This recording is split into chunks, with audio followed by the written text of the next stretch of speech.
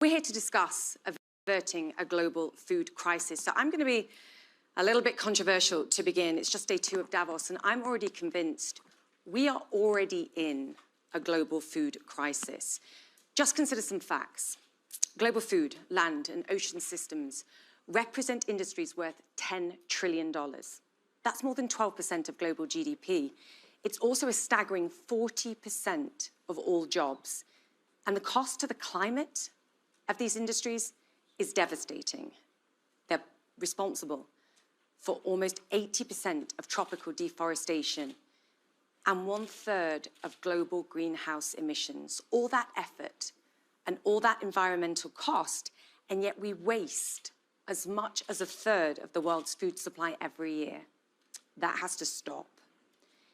Today, the heartbreaking tragedy of Russia's war in Ukraine is a wake-up call to a much wider war, a product of years of inefficient farming, regional conflict, climate change, and of course, the past 2 years of COVID. Today's soaring food and fertilizer prices and broken supply chains, as you'll hear, are being felt all over the world. Meanwhile, on Ukraine's farms, the literal seeds that could help allay this crisis are not being sown. They're not allowed to be sown. Let's be clear. The consequence, 49 million people now facing emergency levels of hunger. Over 800 million people going hungry each night. And remember, of course, China's food demand is down because of lockdown. This situation could get far worse very quickly. And while the alarm bells are ringing, and I think we're all hearing them, I'm not sure leaders understand how swiftly we need to act. Hungry societies break down wherever you are in the world. But there's hope, so we can take a breathe. I'm privileged to be joined by a panel of experts who not only understand the crippling cost burden of the food crisis, but they're also pioneering ways to tackle it. And better still, their plans could help buy us critical, vital time to address the other existential crisis we face, and that's the climate crisis. So let's get to it. First, may I introduce His Excellency, the Deputy Prime Minister of Vietnam, Lê Minh Khai. Your Excellency, please. Yes. Thưa bà chủ tọa, thưa quý vị đại biểu, trước tiên thì tôi hết sức là vinh hạnh được phát biểu khai mạc cái phiên họp hết sức là quan trọng về chuyển hướng khủng hoảng lương thực toàn cầu ngày hôm nay. Như quý vị đã biết thì chúng ta đang ở trong cái giai đoạn là khủng hoảng chồng khủng hoảng, từ cái tác động kép của đại dịch Covid-19 và cái khủng hoảng chính trị ở một số nước đã tác động chưa từng có đến nguồn cung lương thực, giá cả và cái chuỗi cung ứng toàn cầu về lương thực. Từ đó nó đã tác động không nhỏ đến cái đời sống của hơn 800 triệu người đang đối mặt với cái nạn thiếu lương thực. Trước cái biến đổi khí hậu, chuyển đổi số, rồi cái tiêu dùng xanh và cái trách nhiệm của xã hội thì tạo ra một cái thách thức là đa cực đối với hệ thống lương thực toàn cầu. Việt Nam là một nước có cái thế mạnh về nông nghiệp. Trong những năm trước thì chúng tôi cũng không tự cung được lương thực mà phải nhập khẩu. Nhưng trong thời gian gần đây thì chúng tôi đã trở thành một nước góp phần rất là quan trọng trong cái đảm bảo an ninh lương thực toàn cầu. Trong cái buổi thảo luận ngày hôm nay, tôi xin đề xuất 5 cái nội dung. Thứ nhất là vì an ninh lương thực là nó tiếp cận tới toàn dân, do đó là phải có một cái sự tiếp cận nó tổng thể, đa chiều, đa mục tiêu và không chỉ ngắn hạn mà phải dài hạn, và hướng tới một cái mục tiêu hệ thống lương thực là phải tự cường, bao trùm và bền vững. Về trước mắt thì chúng ta cũng phải là viện trợ nhân đạo cấp bách cho một số quốc gia hiện nay đang đối mặt với lại cái nạn thiếu lương thực, và cũng phải là phục hồi cái hệ thống cung ứng lương thực toàn cầu, và cũng phải chống cái rào cản các thương mại trong cái việc cung cấp lương thực. Về lâu dài thì chúng ta cũng phải chuyển cái hướng sản xuất nông nghiệp theo cái hướng là bền vững, sạch, giảm phát thải và gắn với chuyển đổi số thân thiện với môi trường. Thứ hai là vì là đây là một cái việc mà có cái tầm toàn cầu, do đó là chúng ta cũng phải tăng cường cái hợp tác quốc tế, thể hiện cái vai trò rất tích cực của các cái tổ chức đa phương trong cái việc giải quyết những cái vấn đề về an ninh lương thực. Đối với những nước thì cần phải có một cái sự phối hợp giữa các cái cơ chế ba bên, và phải thông qua cái hệ thống, phải phục hồi một cái hệ thống cung ứng lương thực toàn cầu, và phải gỡ bỏ những cái rào cản về thương mại lương thực, về thương mại lương thực, và phải xây dựng một cái nền tảng công nghệ số trên phạm vi toàn cầu, xuyên quốc gia, và phải là hỗ trợ tài chính cho các cái nước đang phát triển và ủng hộ cái cơ chế hợp tác ba bên. Ở Việt Nam thì như các ngài biết là thông qua các cái tổ chức tài chính đa phương, Việt Nam đã cử các cái chuyên gia, các cái nhà khoa học sang một số nước châu Phi, châu Mỹ Latin để hỗ trợ tự lực tự cường, để tự chủ cái an ninh lương thực tại chỗ. Cái thứ ba là về các cái giải pháp nó liên quan tới an ninh lương thực toàn cầu, thì phải có cái sự tiếp cận bao trùm toàn xã hội và đề cao cái trách nhiệm của người dân. Thì phải xem cái người dân là cái trung tâm, là mục tiêu của tất cả các cái giải pháp để mà thực hiện cái an ninh lương thực. Trong đó là chúng ta cũng cần phải chuyển đổi cái hệ thống sản xuất nông nghiệp theo cái hướng là bền vững, công bằng, và tính đến cái lợi ích của các cái đối tượng mà bị ảnh hưởng, và đặc biệt là các cái đối tượng bị yếu thế. Cái thứ tư là chúng ta cần phải chuyển cái hệ sinh thái nông nghiệp liên quan đến tất cả các cái bên cùng tham gia, và cùng tham gia vào cái chuỗi cung ứng toàn cầu. Ở Việt Nam thì chúng tôi cũng kiên trì là thực hiện cái mô hình là liên kết giữa 4 nhà, là nhà nước, nhà doanh nghiệp, nhà khoa học và nhà nông, để là đảm bảo tự cung lương thực để sản xuất nó bền vững, và đồng thời là giải quyết hài hòa cái lợi ích và cái trách nhiệm của các bên, để góp phần là đảm bảo an ninh lương thực cho quốc gia và cho toàn cầu. Cái thứ năm là cần phải tư duy một cách đổi mới, là phải huy động tất cả các cái động lực để mà phát triển và thúc đẩy cái nền nông nghiệp theo cái hướng hiện đại và bền vững. Đó là chúng ta cũng phải là ứng dụng cái cuộc cách mạng công nghiệp lần thứ tư, thì trong đó là phải tập trung chuyển đổi số, tập trung ứng dụng công nghệ cao, phải xây dựng cái chuỗi giá trị nông nghiệp thông minh, bền vững và thích ứng với biến đổi. Đồng thời là cũng phải là xây dựng một cái hệ thống đổi mới sáng tạo, để làm sao là chúng ta thực hiện một cái chuỗi cung ứng toàn cầu nó đạt hiệu quả. Và với cái trách nhiệm của Việt Nam là một cái nước có cái lợi thế về nông nghiệp, và đồng thời chúng tôi cũng có cái lợi thế về chuyển đổi kinh tế số. Do đó chúng tôi là đề nghị là các nước cũng như là các cái tổ chức quốc tế và các cái doanh nghiệp của web là hỗ trợ và ủng hộ cho việc thành lập một cái trung tâm sáng tạo về hệ thống cung ứng cái lương thực và thực phẩm ở Đông Nam Á, và đặt ở tại Việt Nam. Thì thưa quý vị, như các ngài biết là Việt Nam cũng đang là theo đuổi một cái nền nông nghiệp sạch, thấp sử dụng carbon thấp, và đồng thời theo cái hướng là bền vững và hiện đại. Thì chúng tôi cũng thực hiện trên 3 cái trụ cột. Thứ nhất là nông nghiệp thì phải sinh thái, nhà nông thì phải là thông minh, và nông thôn thì phải hiện đại. Tuy nhiên thì chúng tôi cũng bị rất là nhiều thách thức, đặc biệt là do cái tác động của biến đổi khí hậu và nước biển dân ở đồng bằng sông Cửu Long, là một trong những cái trung tâm mà sản xuất lương thực của quốc gia và của thế giới. Do đó là chúng tôi cũng mong muốn và kêu gọi các cái tổ chức quốc tế, các nước và các cái nhà khoa học chung tay cùng Việt Nam để mà có những cái giải pháp để mà ứng phó với biến đổi khí hậu, để làm sao xây dựng một cái nền nông nghiệp bền vững, đáp ứng được cái yêu cầu của Việt Nam và cho thế giới. Và xin trân trọng cảm ơn quý vị đại biểu, và sau đây tôi xin lắng nghe ý kiến của các vị. Your Excellency, thank you so much.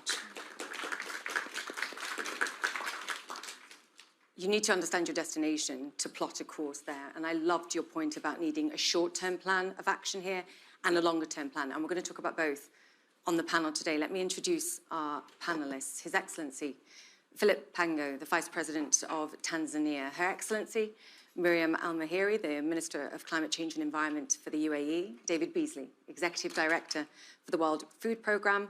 And Eric Vierwald, the CEO of Syngenta. David, and welcome, everybody. Thank you for your time. David, I want to begin with you. I think no one's ringing the alarm bell louder than you on the short-term crisis, which I think many of us understand because we see the headlines. For me, also what's crucial is what we've discussed here, which is the trajectory of where we're going without dramatic intervention. Oh boy, Julia, you know, before Ukraine, I was already out there with a clarion call that we've got a world food crisis and we're facing the worst humanitarian crisis since World War II. Just when you think it couldn't get any worse over a year ago, you had Ethiopia, then you had Afghanistan, and then the breadbasket of the world that's now got the longest bread lines of the world. And so now, because of this crisis, we're taking food from the hungry to give to the starving. It's absolutely a crisis mode. What do you think is going to happen when you take a nation that normally grows enough food to feed 400 million people and you sideline that? What do you think is going to happen? And so you add the fuel costs, food costs, shipping costs. It's devastating to not just our operations, but to global food security. When you go back to 2007, 2008, and Arab Spring, you look at the economic indicators then, and you had 40 nations with political unrest, riots, protests, and today the conditions are actually worse. So look what you see in Sri Lanka, Indonesia, Peru, Pakistan. I could keep going on. That is only a sign of things to come. And so over the next 10 to 12 months, we probably will have a significant, as we are having, a pricing problem. But because of the fertilizer issues that we're facing, the lack of production, not just in Ukraine, but in North America, South America, Africa, Asia, because of droughts and many other factors, we very well could have a food availability problem that's not going to impact just the poorest of the poor, it's going to impact everybody. And that's why I'm excited to be here, because I think the media and the leaders are now beginning to recognize that we have got a problem, Houston, and we've got to zero in on the solutions. Now, it's a perfect storm within a perfect storm. And if we don't get the port of Odessa open, it's only going to compound our problems, because we've got to get those fields back operational. We've got to get those silos full again, but they can't get the silos empty unless we get the ships flowing. It's critical, absolutely critical, because we will have famines around the world. And the number that you mentioned, when I took this job, there were 80 million people marching to starvation. That's not chronic hunger. You mentioned 810 million that are chronically hungry. These are the people that are in shock, acute food insecurity. It was 80 million, and it went to 135 right before COVID. Why? Man-made conflict, climate. COVID comes along, boom, just shocks it up to 276 million people. Now we're looking at 325 million people in what we call IPC 345. Now here's the most startling fact. Out of that 276 or 325 million, there are 49 million knocking on famine's door in 43 countries. And those are the 43 countries we have got to be extremely concerned about, that will result in famine, destabilization, and mass migration if we don't get ahead of this. And I think the danger is we try and ramp up production in the short term and we do it in unsustainable ways. So actually we exacerbate the longer term issues that are exacerbating the longer term crisis that we're already in. Your Excellency, I want you to come in and talk not only about Tanzania, because you represent solutions. You've talked to the UN about how we tackle this for the continent of Africa in itself. So we can talk about where Africa needs to be and how it's facilitated in that. But can you talk about, at least in the short term as well, what escalating fertilizer prices, what supply chain breakages mean for your country, and how it's going to exacerbate the long-term issues too, to that point? Well, thank you. First, the African continent has suffered not just from the COVID pandemic and its implications on food. We have had the climate effects, droughts, as it has already been said, but of course bad agricultural policies as well. And all these need to be addressed. So for me, I think if we are to avert a global world crisis, I think there are two strategies that we have to follow simultaneously. One is national actions. And national actions, by that I mean, first, we have to deal with the mega investments currently in agriculture. We have to invest in irrigation. We have to invest in rural roads. We have to invest in smart agriculture. So we also have to deal with land allocation issues for larger scale cultivation. But importantly for the continent, we have a youth population. Well over 70% of our people are young people below 25 and below. So we must strategize so that we have the youthful population involved in agricultural value chains throughout. And this is being done in our case in Tanzania. We are even allocating land over 2,000 acres, subdivide them into 100 acres for our youth. And we think this is going to make a major difference. But critically, we have to invest in improved seed varieties. And here is where the world can help. We have to invest in fertilizers. If we do this, for the very short term, we can turn this crisis into actual an opportunity for the continent. But critically, it is important that we get global partnerships. And this is what has changed in the continent recently.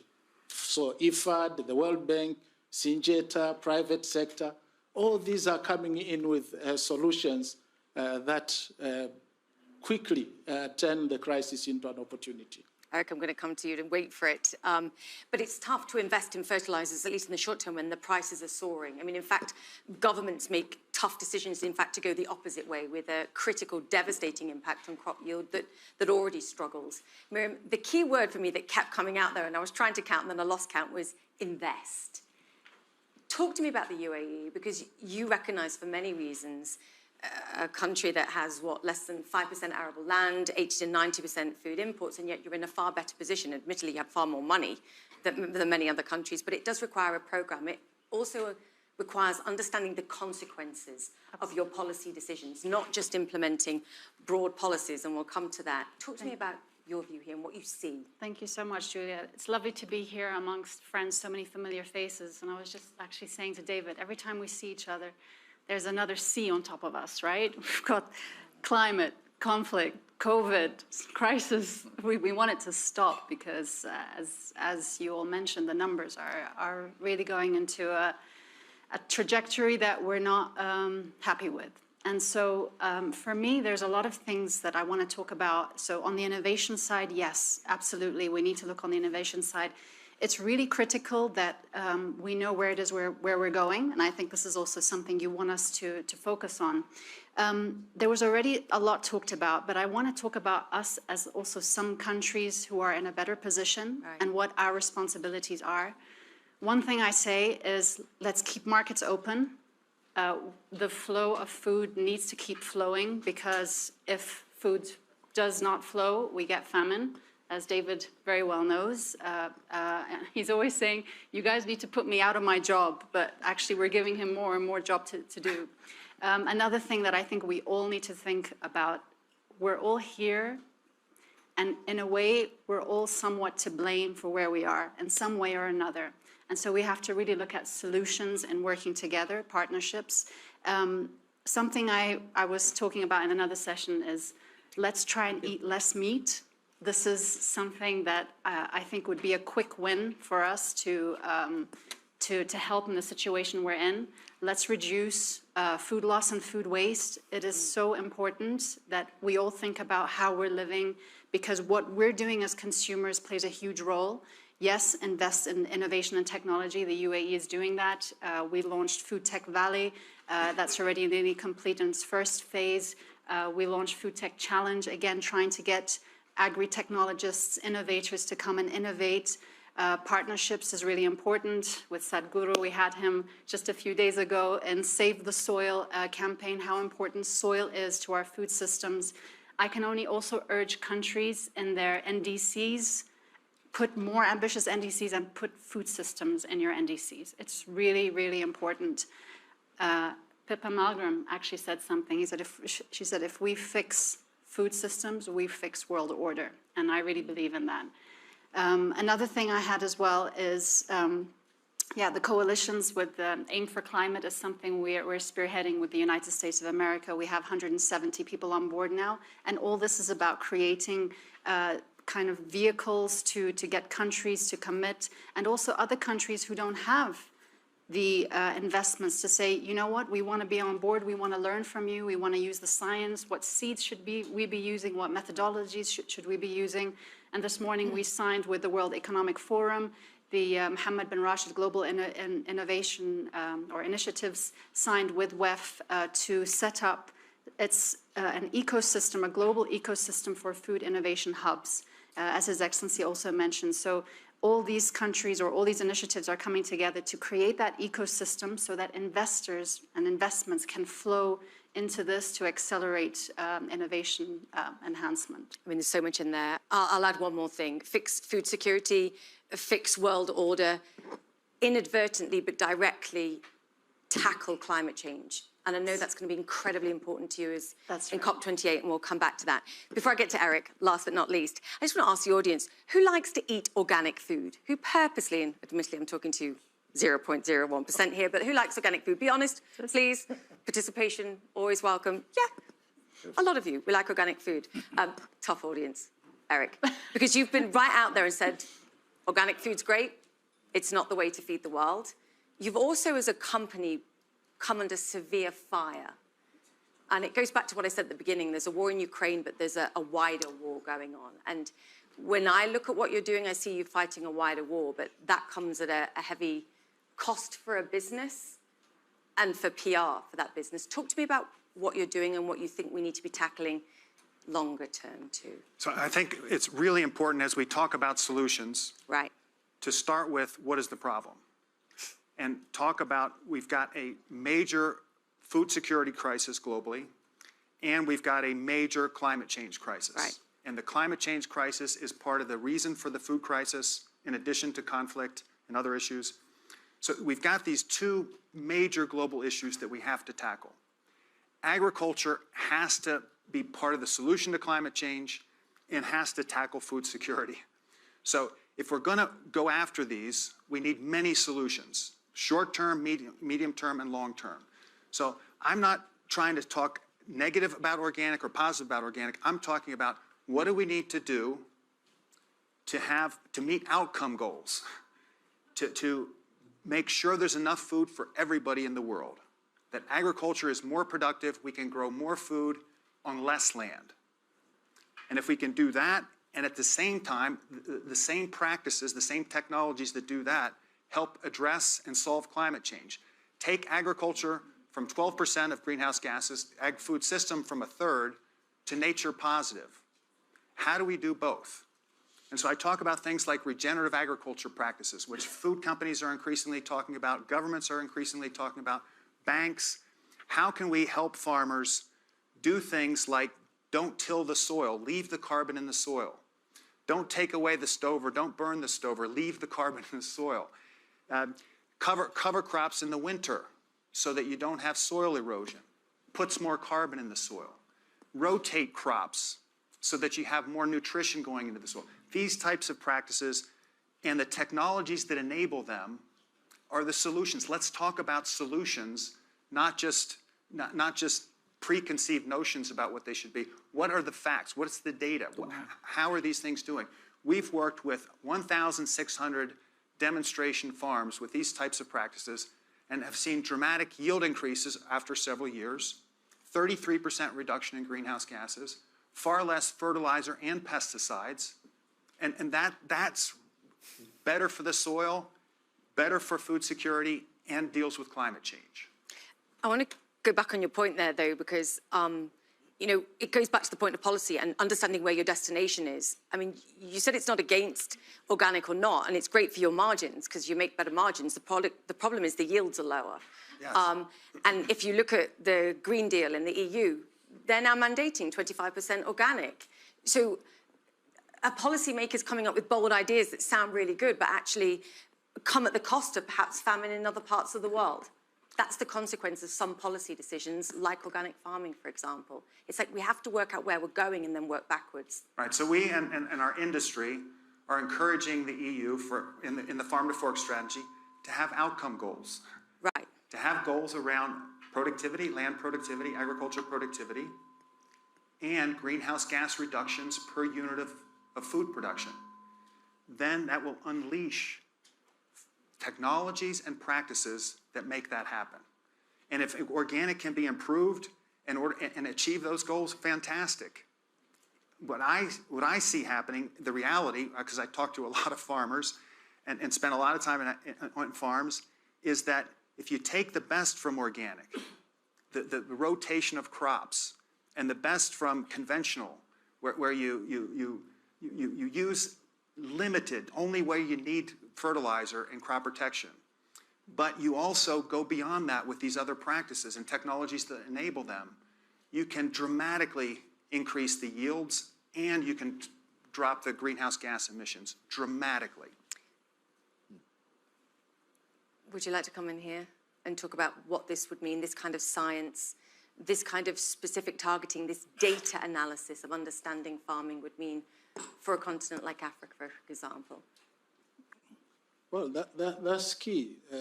For example, we have initiatives right now where we deal with acidity of the soil, Yes. salinity, and these make a lot of difference because you are dealing with climate-related issues, but again, you are also making a big impact on agricultural productivity. So I think these are just some of the initiatives that we need to scale up. But aside from that, in the case of the African continent, I think there is another dimension that is often sidelined. We are all focusing on Ukraine, that terrible war, unwarranted, but we have similar challenges across the continent. In Mozambique, Eastern Democratic Republic of the Congo, South Sudan, Central African Republic, and therefore there has to be regional interventions, regional collaboration to resolve these conflicts as well. Otherwise, whatever the science you are going to apply to improve agricultural productivity, if we don't silence the guns, it's not going to work. So we have to deal with both. Yeah, I mean, that's such a vital point, and we can't escape that, whatever we talk about in terms of gene editing or science or agri-tech, when it comes to the possibility at some point in the future of the continent of Africa not being a net importer, actually being a net exporter and providing incomes for the farming households. I mean, that's a dream, but it's, to your point, it takes more than just perhaps science. Miriam, can you comment on this point, Sure, please? sure. Whether it's strategic plans ahead of COP28 or more targeting, because every area is different. Tailored responses are required to that point specifically, wherever you are in the world. It's so difficult because now we're all sort of looking at what's happening in the news, and it's kind of swaying us a little bit away from all the things we were discussing before. I mean, again, climate crisis, food crisis. Friends, it's right outside that door. And the danger is short-term solutions to address Exactly. the supply crisis, and it pushes us in the wrong direction in every other way. Yeah, and the complexity is that everyone is at a different level, everyone has different resources, and everything is kind of interlinked together. Food systems contribute to 1/3 of global greenhouse gases. Food systems are a problem, but they're also a solution. We've got, because of the conflict, all the humanitarian work that needs to be done, all the focus areas that needs to be swayed so that we get the people that are actually in need of food, that they get to the food, that they get the access of food. that those who want to go into more sustainable methods of farming can get access to finance. It's really, really complex. And there's no, how do you say, a solution or silver lining to this. But what we can say is that by working together, we're much stronger. And I also feel that going now towards COP27 in Egypt and then COP28 in the UAE, we're really looking to make sure we have the inclusivity element in it, that we're looking across the whole food supply chain, not only looking on the production side, but as I said, also on the consumer side, because we all have a role to play in this. We want to make sure that we have solutions that we can scale up. It's so important because solutions are there, but we really have to scale up, knowing that we also are going to be needing 50% more food by 2050 is also a scary thought, because not only do we have the pressures that we have now today, but also thinking of the future, moving ahead. And I can just say that we just need to make sure that leaders are seeing the food crisis as it needs to be a priority for everyone. And as a punchline, I just want to say that solving the global food crisis is everyone's business, everyone. Yeah. And it's smart business. Please. David, you've got a great statistic, and that is, I think, what Germany and other nations learned during the Syrian war, which was the price it takes to feed a person who wants to stay in their own country despite the challenges relative to the cost of providing food, support, whatever it is in a country like Germany. And you can quote me, I don't want to misquote you, but I think the difference was 50 cents in Syria versus $70 a day in Germany. It's smart business sense above everything. It's sensible policy. Did I get the stat right? I thought you were going to come in there and correct me. You got it right. Well, the only add to that is it's less. It's about 7 cents per person if we teach them to farm. Oh, and that's the other thing. Not just to feed yourselves too, but to feed others as well. It can be an income-generating project rather than just feeding yourself. Eric, on that point, China. What can we learn from China? I believe 75% now of agricultural patents for things like gene editing to try and protect against crop wastage, viruses, whatever it is, are coming from China. And this is a country that knows it's got a lot of people to feed and more people to feed in the future. Yeah, I think China agriculture is transforming rapidly, and they're doing it by government working together with companies to support farmers, but not just farmers, going all the way to the food companies and the consumers with sustainability data. What's amazing now in China, we have these map centers, which multiple companies support farmers with everything the farmer needs. So with a 60-kilometer radius, the farmer gets their soil sampled, gets taught regenerative techniques, gets their seed, everything they need, the financing. Then they get higher quality, sustainably grown foods. And the blockchain goes all the way to the consumer, who can scan the final product and see a picture of the farmer who grew their product and the sustainability data, how much greener that product is.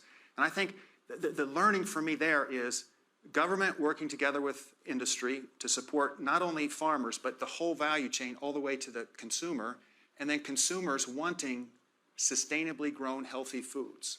It works in a command economy. Does it work in other countries? It has to.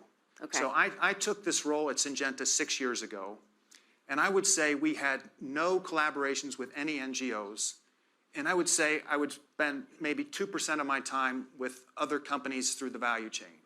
Now we collaborate across the whole value chain, the ag input companies with the grain companies, the processors, the food companies, the retailers, NGOs, government officials, World Food Program.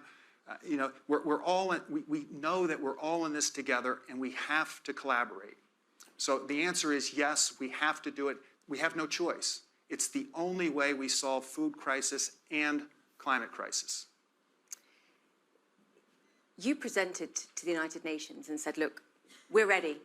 ECOWAS countries, we're ready to invest. We just need the money. We need financing, we need support, we need to be listened to so you understand, to your point about the challenges of conflict. There are many complexities, but if you provide people with the money that they can do more than just provide food for their families, they could perhaps sell some of that food and provide income, you would transform some of the 30 million farming households across the African continent. What was the response when you went to the UN and said, hey, show me the money? Well, the response was good in some cases, but in others... I feel like you're being a diplomat. Yeah, of course, as Africa, we would want more. We have had support from the World Bank, the African Development Bank in particular, coming up with the finances that we need to invest in the range of measures that are being discussed here. So, for example, we will have to invest in making sure that we minimize post-harvest losses. Right. 30 to 40%, to be clear, across the African continent. This is each harvest. We need resources to invest in warehousing of the crops that are produced. And I can tell the audience that Africa has the capacity to actually produce surplus for the world. And this is such an important point. Africa could be a net exporter to the world. David, what difference would that make? No, Africa can feed the entire world, clearly, but what's the problem?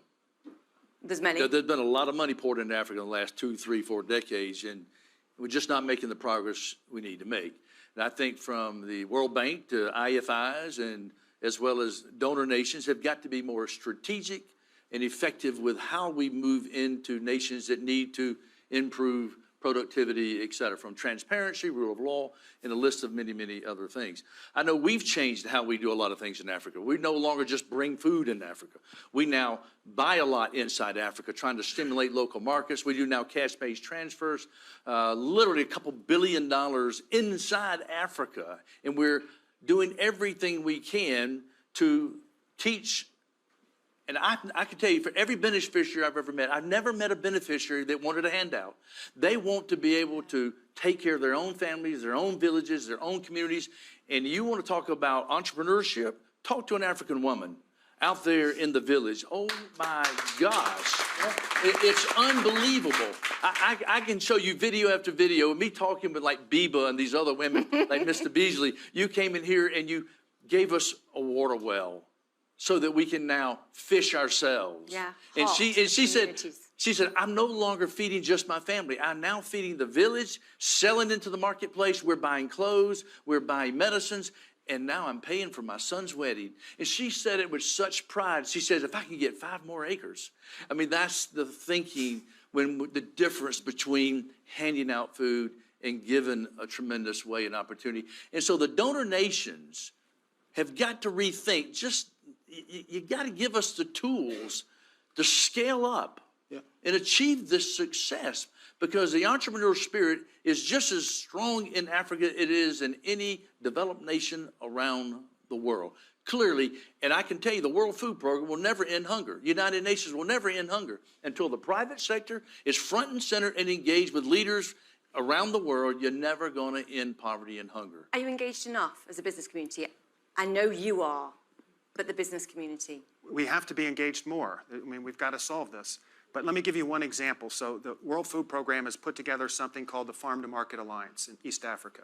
And so it's Yara, it's Bayer, Agra, Rabobank, and Syngenta trying to work together to figure this out with farmer solution centers in a number of countries, including Tanzania and Rwanda, Ethiopia, and Zambia.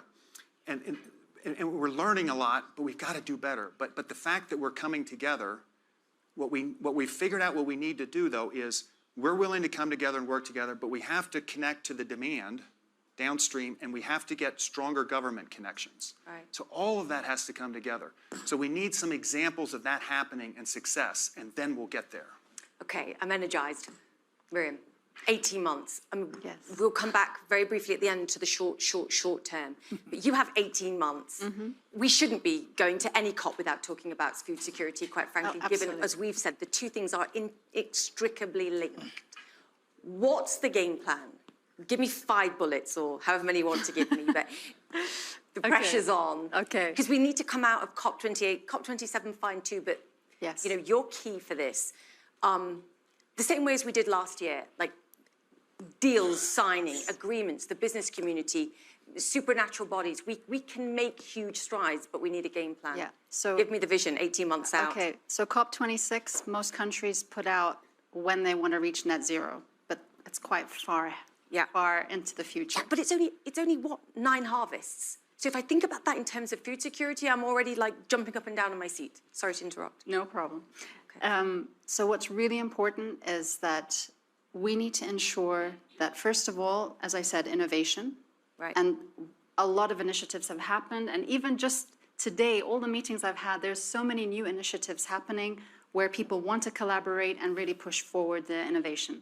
Like I said, the NDCs, making sure that countries are now putting more ambitious targets, because innovation has just gone so far, and those who have already submitted their NDCs, I'm sure they're a lot further on. They can put more ambitious targets, including food systems in the NDCs. Yeah. We're going to have, definitely at COP28, food systems is going to have as much weight as the energy conversation is going to have, because it's something that's touching us all, and we need to make sure that this is getting the attention that it deserves. Also, making sure we have the inclusivity part. We need to make sure we're taking all stakeholders, from smallholder farmers, youth, women, that they're all part of this conversation. I know we're a country, it's an oil and gas country. Again, this is very unique about COP28. We've got the first global stock take. We're an oil and gas country, but we're serious about this. We're serious about this. We're here. We know that within our journey that we've already taken on the energy sector, we're not perfect, but we at least have a vision, we have an aim, and we want to make sure that we are part of the conversations as global responsible citizens in this conversation. And there's no time. We can't let perfection get in the way of action, quite frankly. We have 1.5 minutes left. So David, the challenge is on. I mentioned I want to bring it back to the short term, and I want to talk about the alarm bells, that the focus. Yes, he was a keynote speaker and did not want to participate. So I apologize. I know. Again, at some point in the future, I promise. You're in demand, Your Excellency. We have 1.5 minutes. I do want to go to David on the immediate crisis. You've said open the ports. We need to find a solution to open the ports and let the supply out. We didn't talk about Russia too, but we can't sustain our food system without fertilizer from Russia. That's a basic fact, and we need to acknowledge that, I think, and globally we need to acknowledge that. And crops from Russia. And crops, I agree. And I think people don't understand the implications of sanctions, which I think is important too. We have to look at the consequences of all of them. But David, I think what we're looking at here, and we can debate how you open those food corridors, how you get that grain out, but we need to do it, and there will be global consequences if we don't. But I think what we perhaps have to say is, whatever Vladimir Putin's legacy is and hopes to be, he's potentially threatening famine, global famine around the world. How about that for a legacy? Does that need to be the short-term message that we present today? Failure to open up the ports is a declaration of war on global food security. Right. It's that simple. If we can get the ports open, it doesn't solve the problem, but it begins to create stability of a volatile food market right now, combined with all these other issues that we're facing, which we could talk about all day long. And so every 1% increase in hunger, there's a 2% increase in migration. Just think about that for a minute.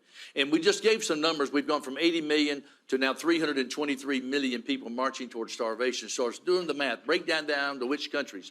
African countries, Asian countries, Middle East countries. And I tell my friends in Europe, you don't need to be concerned only what's happening to the east of you. You need to understand what's going to be happening to the south and to the southeast of you if you don't rein in this global food security problem. And if you think you're having a problem now with a world of 7.7 billion people, and we're struggling now to feed everyone, which is absolutely horrendous. Imagine what's going to happen when we have 10 billion people, 12 billion people, and climate impact is only going to increase. And what breaks your heart, there's $430 trillion worth of wealth on planet Earth today. There should not be a single child on this planet that goes to bed hungry, much less starve to death. And there are enough leaders in Davos this week to end hunger, not just by charity, Yes, that's important in a very singular crisis we're having right now. But long term, we need their engagement, their ingenuity, their creativity. That is what the world needs at a time like this. The rallying cry doesn't get stronger. And by the way, David, to the earlier point, we don't want to put you out of business. We just want you to be the last line of defense, not the first. And that's the challenge too. Your panel. Thank you.